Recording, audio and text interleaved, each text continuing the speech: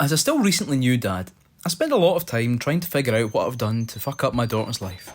Moving from Glasgow to a wee village has increased the chances that she'll probably have to marry a relative. She's now in the habit of throwing up the horns when she walks into her nursery because I thought it was funny, but the other parents definitely don't. And after telling her that naughty girls go in the bin, she's developed a mild phobia, a fear of bins. However, there's at least one thing that I've protected her from that, in my opinion, I should be commended for. She has never seen or heard of Sonic the Hedgehog.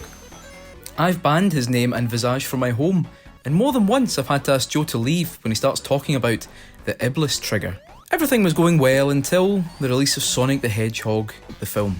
I'm Sonic, a little ball of super energy in an extremely handsome package. Suddenly the blue blur was on TV, posters and tattooed onto my mother-in-law's back. In other words, he was unavoidable. Now Hannah will only eat chili dogs, and her desire to go fast has increased tenfold. My life has become misery. To make matters worse, Joe has kidnapped my dog and is refusing to walk or even feed her until I've reviewed the recently released Sega Ages Sonic the Hedgehog 2. That is very gross. So that's what I'm going to do, because that poor dog shouldn't have to suffer. When you load up this new version of Sonic the Hedgehog 2, which I'll now refer to as STH2 for the rest of this review, the first thing you'll notice is they've added Knuckles to the game. I'd advise against playing this version first, as Knuckles has a very negative attitude and his gliding ability is an affront to gravity. It'd be like starting your meal in a restaurant by driving home. I made my first of many mistakes when loading up my first playthrough.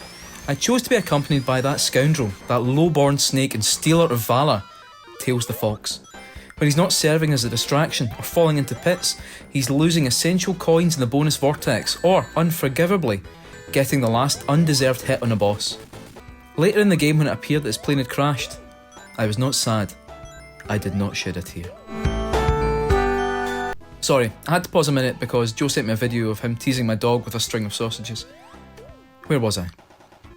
The most impressive thing about this new release of STH2 is how it feels the same as your memories of playing it for the first time on the Mega Drive. It's fast, colourful, and the level design was unlike anything else at the time.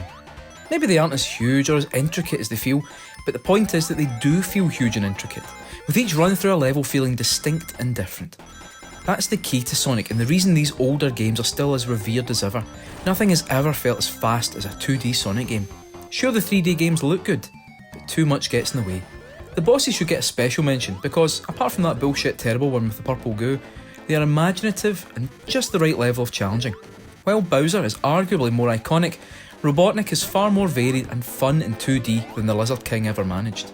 The Robotnik mecha at the end is such a big balls move that you can't help but pour one out in respect. The only real downside of Sonic's speed is that when the game requires you to slow down and take your time, it can feel a bit fussy and fiddly. At least in this Sega Ages version, you can use save states to instantly retry any sections or boss fights that are causing you bother. The save states might actually be the best new feature they've introduced to STH2, and I used them a lot. If these save states were a shot of whiskey, I'd be dead.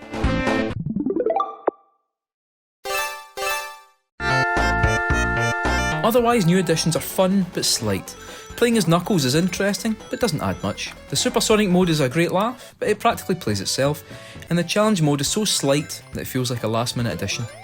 While it involves getting up to 100 coins before crossing the finish line and is set in the game's most iconic level, only having one level available limits the appeal, especially when some of the recorded times are practically unbeatable. The shadow, wink wink, of past glory has long haunted the Sonic games, and the series hitting such a peak so early has led to years of disappointment and half-hearted enthusiasm.